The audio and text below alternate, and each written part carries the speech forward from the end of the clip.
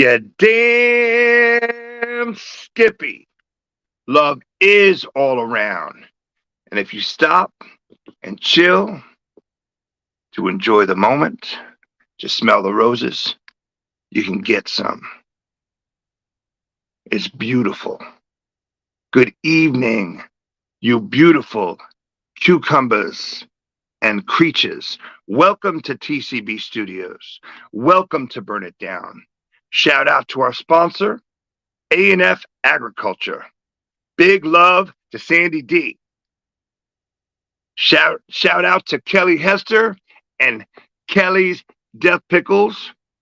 Best pickles on the planet. Facts. Welcome to the best show on the planet. Fact. I don't know about that, but we feel pretty good, and we feel pretty good this evening. And you're damn right, love is all around. We have a wonderful guest this evening. Artist. His drawings are how I first met him. His paintings are amazing. Then I discovered his beautiful guitar and bass and vocal skills. And then next thing you know, we're working on projects together. We just had a little blasty in the green room, virtual backstage. Me, this guy, and the powerhouse behind the scenes, Renée Yaworsky. Big love and respect. Renée Yaworsky, thank you so much. Appreciate everything you do. Well, let's, without further ado, bucket of fish, bucket of fish, bucket of fish. Bring them on down. Ladies and gentlemen, Stephen Lee McLaughlin. What? Wow. So the goal is, we talk about it all the time, is just to make up, before they even come on the screen, make the guests blush. We say these beautiful things, they come on and their faces are all red. You almost got a tear, man. Oh my goodness. Well, there's so many great things because there's I see you representing West End Sound. Shout out to Tom Tapley and Bill and everyone over there at West End Sound in Ember City in the West End of Atlanta. Much love and respect to our compadres.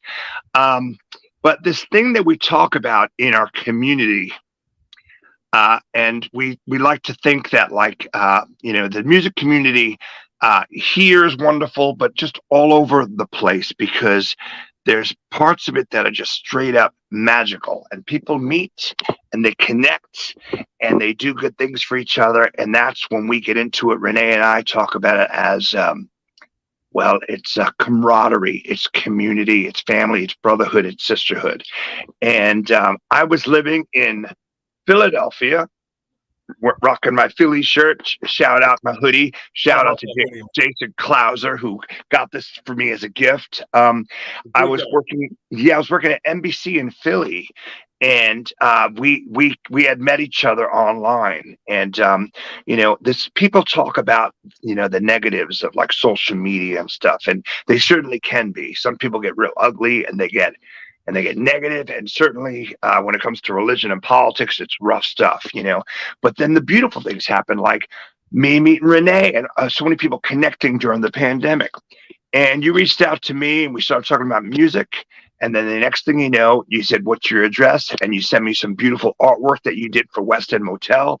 Thank you so much.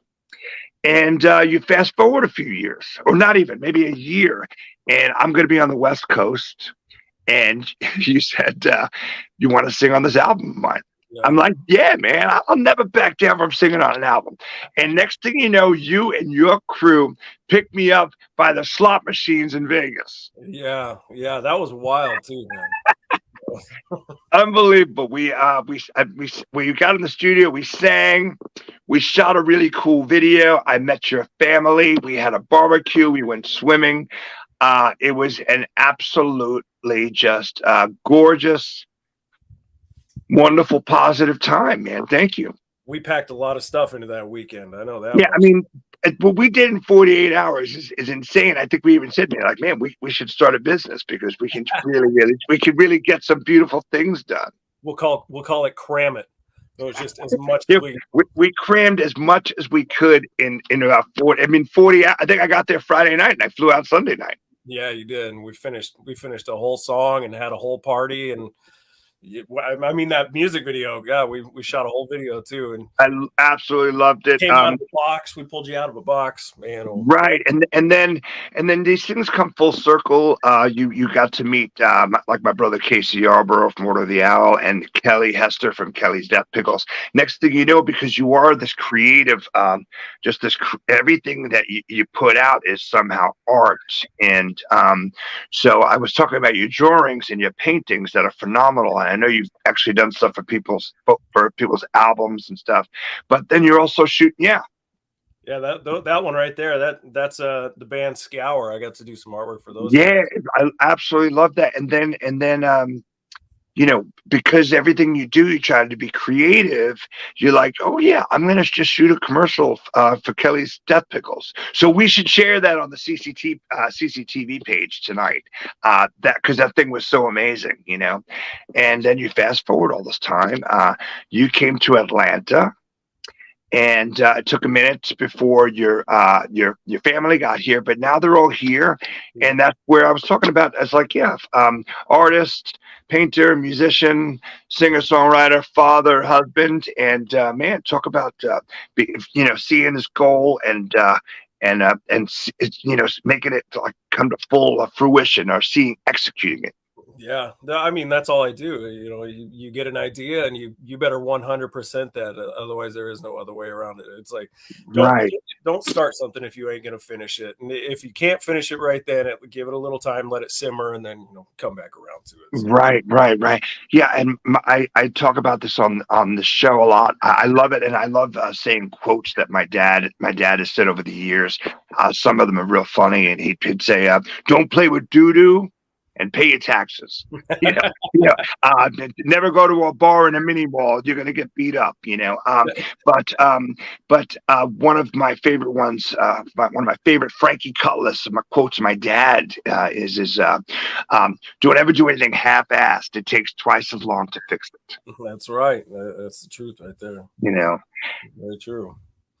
Looking good, man. Happy Monday. I am hurting a little bit. I know you sent me some pictures and some videos from you at your house with the Gigarator, with some Guinness in it. And I got to play with some best friends this weekend playing Pogue songs, and we threw some other covers in there Friday night and Saturday night, and we had a lot of fun.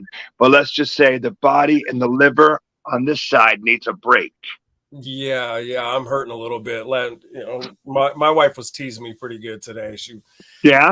How much of a nap do I need after the crap I got 13.2 gallons worth of Guinness sitting in a kegerator at the house with its own tap. I'm gonna see if I could polish off a few of them. So I'm 14, 15 in, and I'm You guys catch that? We're going after the show. We're going to Stephen Lee's house. That's right. I invited some folks, man. I didn't see nobody. Yeah. Well, man, it's funny because the world is crazy. This country, the weather's crazy because normally you think it'd be a bit warmer, but it was like 26 degrees this morning. I'm like, what is going on here? I'm kind of ready for spring.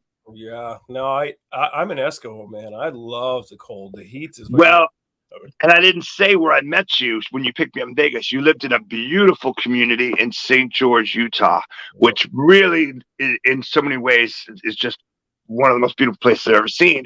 But, we had talked and worked on a few things together. You surprised Western Motel when we played a show in Nashville, Tennessee. You were like, I'm coming out, amazing, and you kind of reach this, I guess, enough of a plateau where you wanted to be fulfilled more with your arts, with your output. And I think that's what had a lot to do with you moving to Atlanta, because you wanted to find some more opportunities. That's exactly what it was. Yeah, Utah doesn't, Utah's got a lot of things to do, but if you have anything that you want to pursue music wise, there is a very tight niche group of artists. Right. Could possibly even make it in St. George or Salt Lake or in between, whatever works. You could drive to Vegas or Colorado, right around the corner, California, yada yada yada. But if you want to gain an opportunity that you wouldn't originally get in a state like that, Georgia has everything that you want, especially if you're willing to work for it. And I think that's, Right. I Well, think that's, you've proven that you are, you know, because we'll be sharing some Palaces stuff too, because you joined an awesome band. Um, the name is Palaces, and that is an awesome name of a band. right. And see, it just shows you every day, if you keep your mind open and your heart open, you learn about new stuff. Because I wasn't aware of them really, Yeah.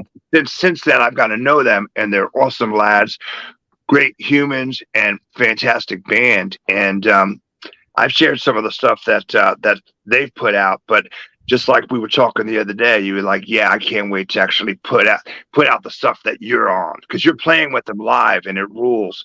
But I know that you're not happy. There's more input you want to put in it and be on these recordings.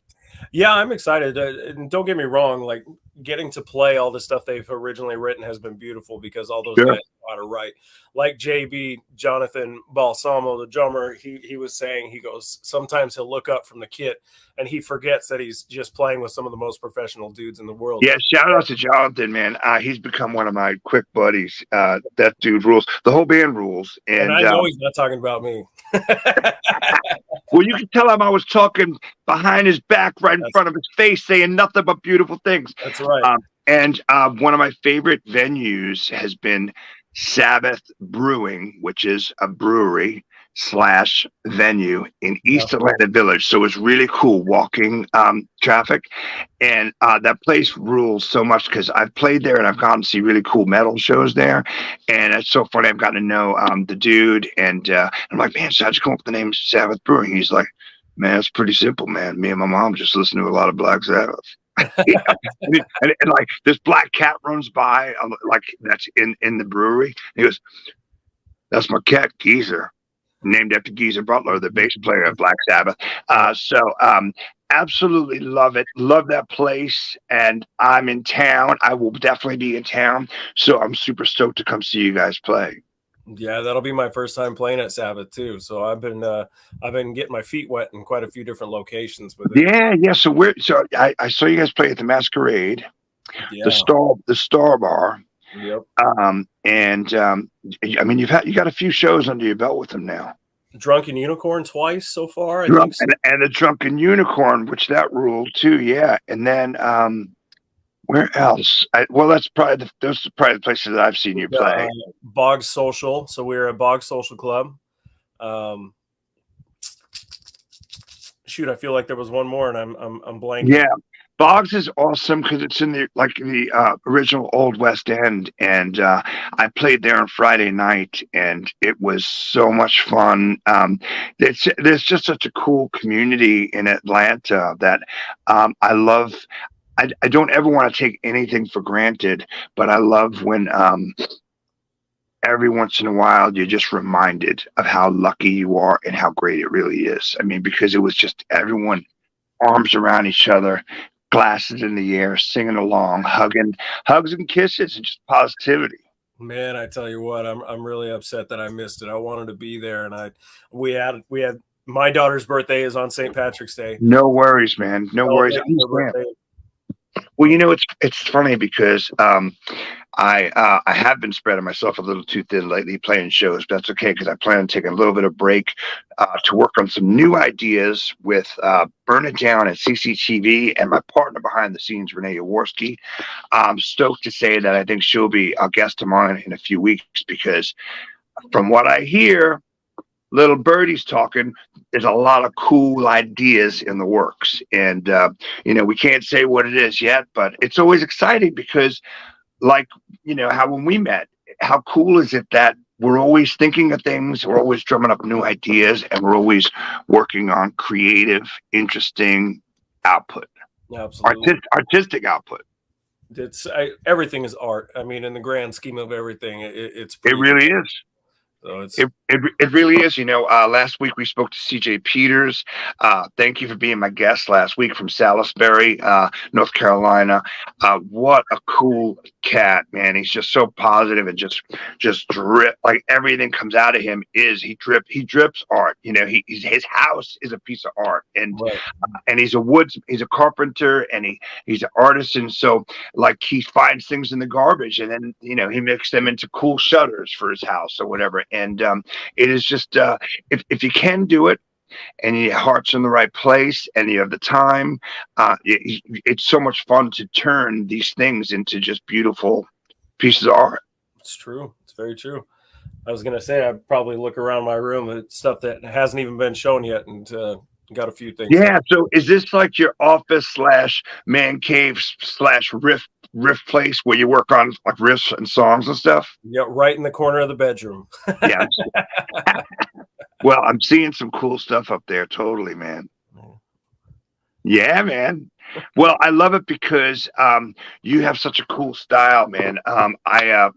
I like I said, when you reached out to me and sent me this Western Hotel drawings, you just have such a unique perspective, and really appreciative. And I know you've done well, but it's gonna go further. I guess what I'm trying to say is, and what I love about this show is we have so many different guests, and they're friends, and they're creative and artist types, and some of them have been doing it a long time, and some of them not so long. But the fun thing is when you could witness that. I think that you just starting to scratch the surface. Like, you've done so much good stuff, but it's going to be going a lot further. I've been noticing it a little bit more. I mean, we could sit here and name drop all day, but speaking of one gentleman, the other day, Mr. David Dreyer, the doctor, Dr. Dreyer in Los Angeles, California, a really good friend of mine. I don't know if you know this. He did Bombs Over Baghdad, the Outcast video. Oh, really? Yeah, man. He's a wonderful guy in film now. He used to be he's in Legends of the Siegelman, which is a great band. But he was in a band called Heinous Beanfang with his brother Frank Dreyer in the 90s. Incredibly talented guy. He's just been amazing. And him and I got to do some stuff together that still hasn't been released yet. But great. That'll be pretty cool. If and when we'll see what happens. Yeah, I know exactly what you're saying, because but how lucky are we that we get to work with these people, and then also sometimes you're meeting and working, or even just having a think tank talking with someone that you've admired for many years, because one of his partners is Danny Carey from Tool, and some say he's the best drummer on the planet. So I mean, we're so lucky for we put out what we put out, and not even like there's the art and the music and the poetry or the videos, but the other thing is the vibe and the positive mental attitude, and the I choose awesome.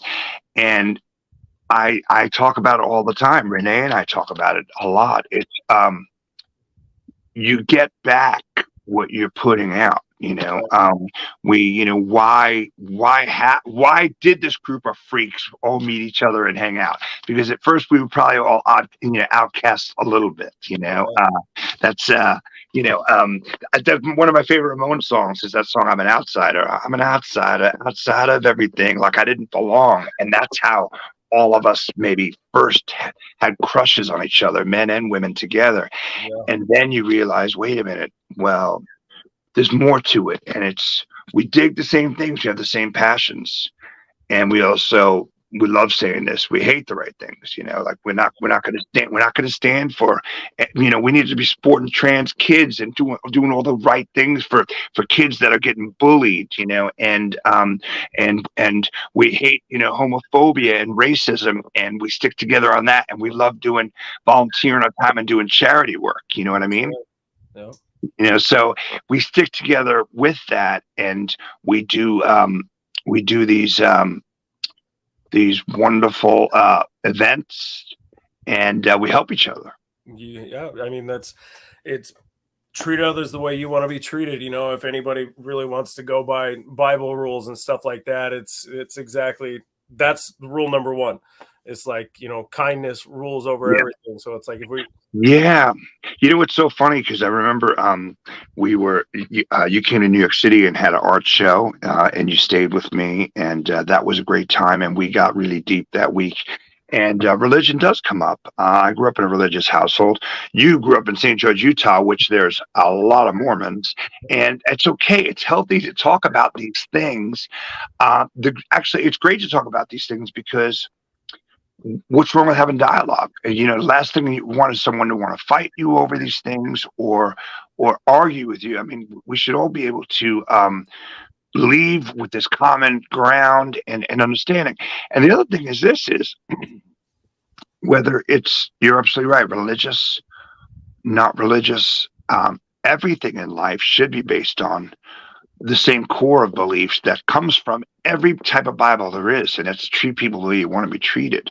that's Be right. a good, be a good human. You know, I've said this a few times that if I ever had a son, I would tell him, don't steal, don't sleep with another man's wife, don't kill. Yeah, Like, you know, you and don't be an asshole. You're gonna have you'll have a really good life. Find some beautiful people to spend your time with. that's right. That's right. Well, um, you know, I gotta give a shout out to my new boss, Brad. Well, Bradley.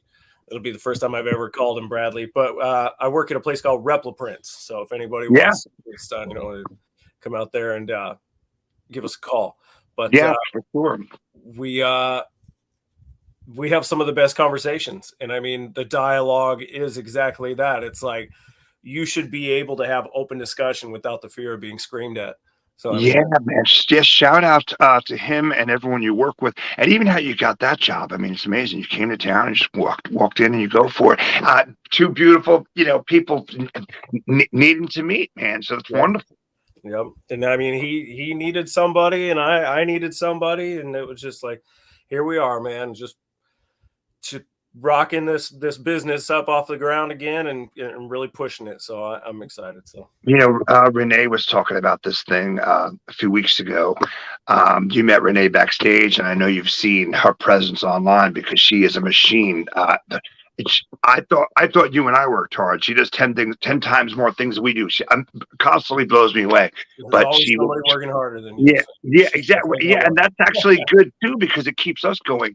But she was just saying, she was like, everyone just keep doing what you're doing because your dream hasn't happened yet. Keep working on it until you get your dream, you know? That's right. And I believe in that. And sometimes it's rough. Some days it's really rough. But that's when you stop and you chill and you know, maybe recharge the batteries. I'm a huge fan of the letter R.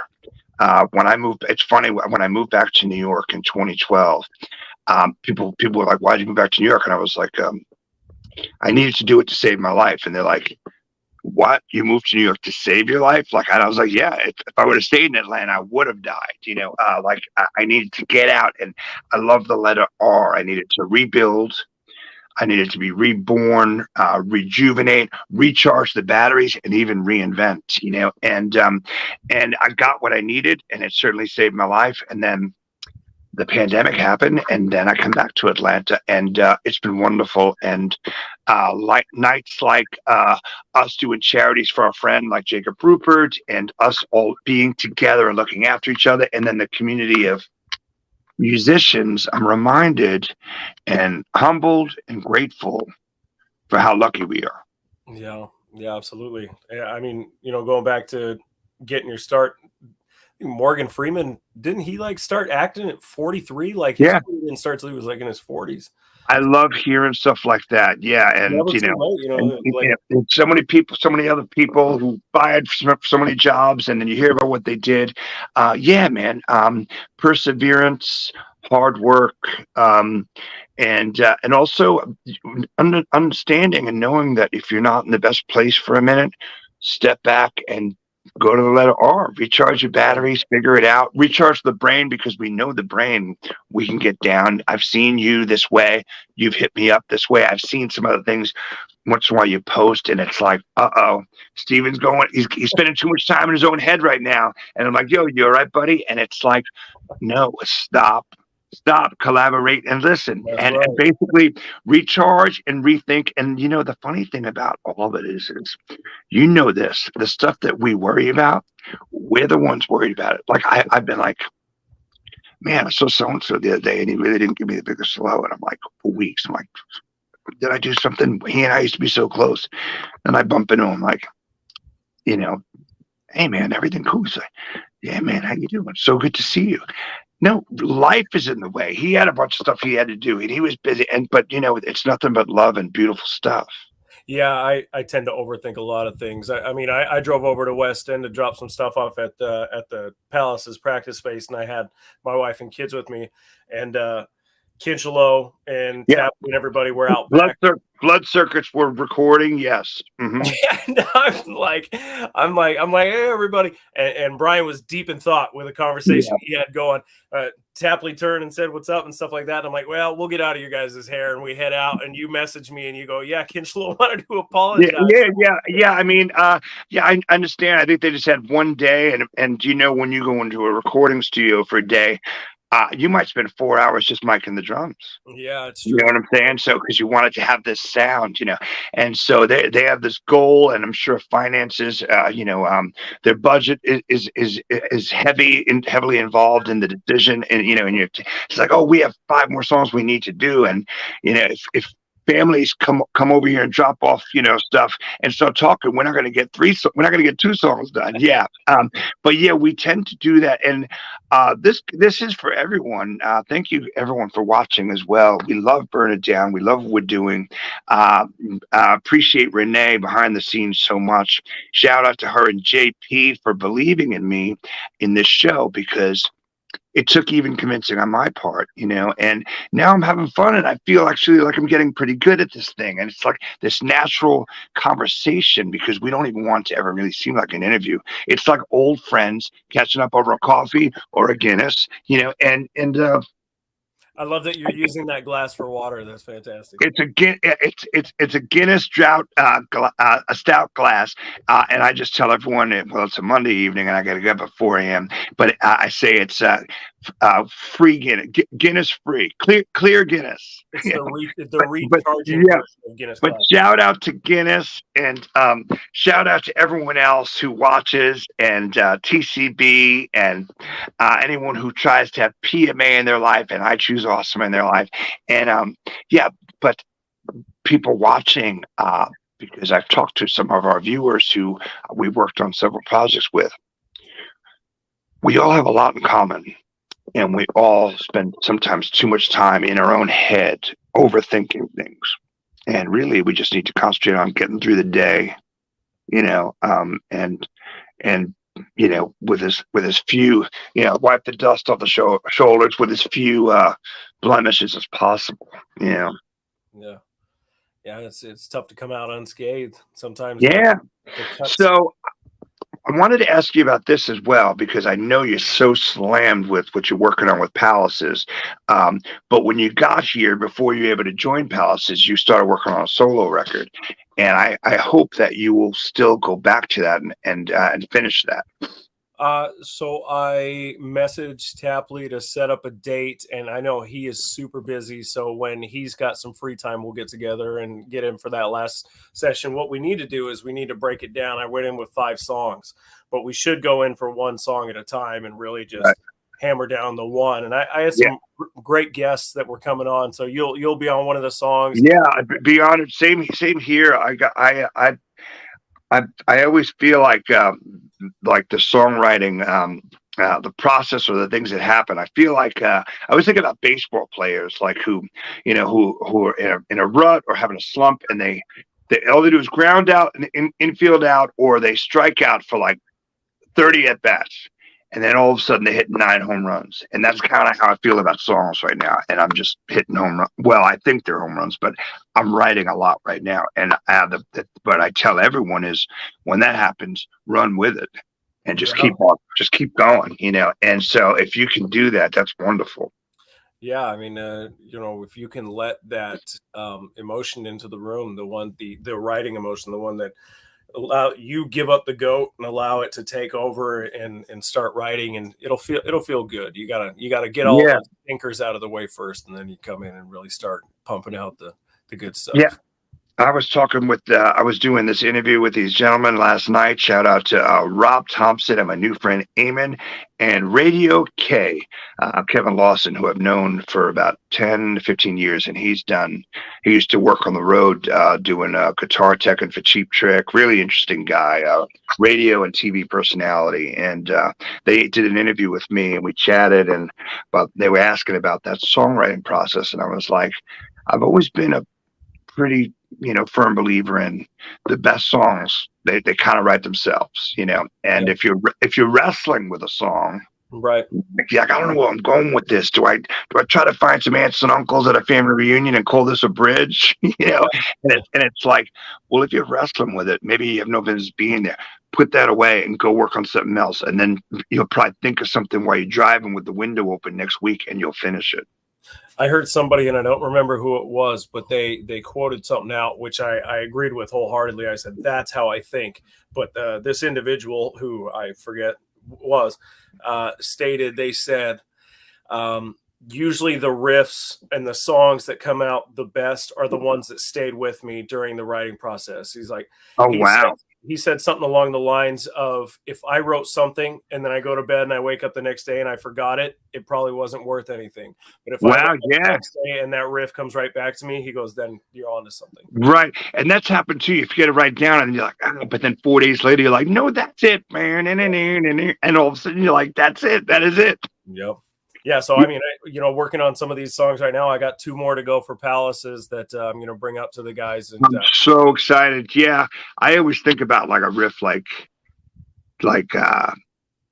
Seven Nation Army by White Stripes. Like but, that's played in pretty much every sports arena in the world now, and it's like, I bet you he wrote that in like 20 seconds. well, yeah, And it's like, yeah, it makes sense, that's so weird you're bringing that up again. My boss today for Brad, he was talking about how Lars was giving props to what's her name on drums. There's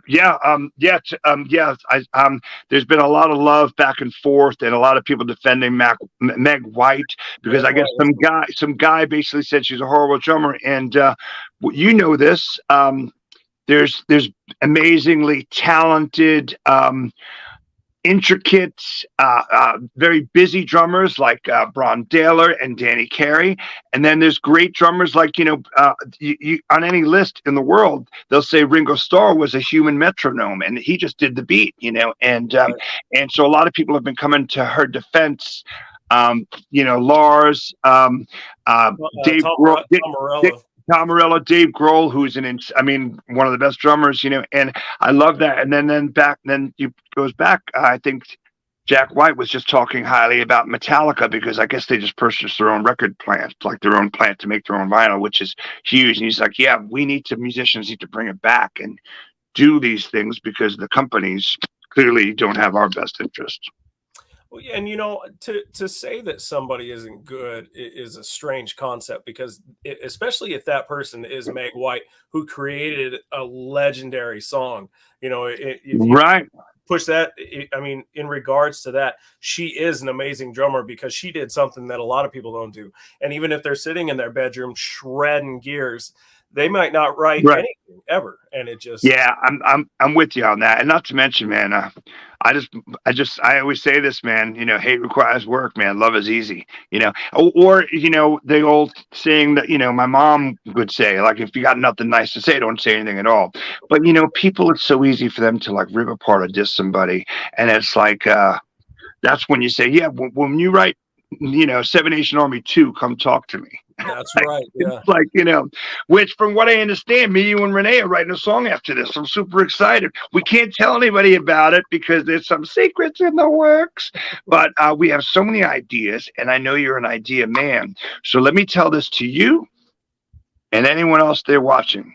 CCTV is no joke. It's awesome, and it's only going fast up the escalator. So if you have any ideas, hit us up, and bring it to us. I don't know. I mean, I love everything that they're doing here. Shout outs to Jamie Bennett again, Sandy D, my sister Sandy D. So much love and respect. JP, Alana, MM. I'm always forgetting people. Oh my goodness. My man Rory, who is so busy. And Ruby Ray, who does Ruby's Bitchin' in the Kitchen. So she cooks and curses. How cool is that? Nice. And I know you have some cool ideas, shopping, just some people shopping. But thanks for everything and your PMA and your support and everyone. I would tell you guys March 31st, the day before my birthday, April 1st, I'm going to be in East Atlanta Village. So you could buy me a shot for my birthday and go watch this awesome band, Palaces. What a cool name. And at Sabbath Brewing, and say hello to the Black Cat Geezer. That's right. He'll be running around. Totally, man. Thank you so much, man. When we get off, we're gonna hang out and talk backstage for a second. But everyone, take it easy. Much love and respect, and have a great week. Cheers, everybody.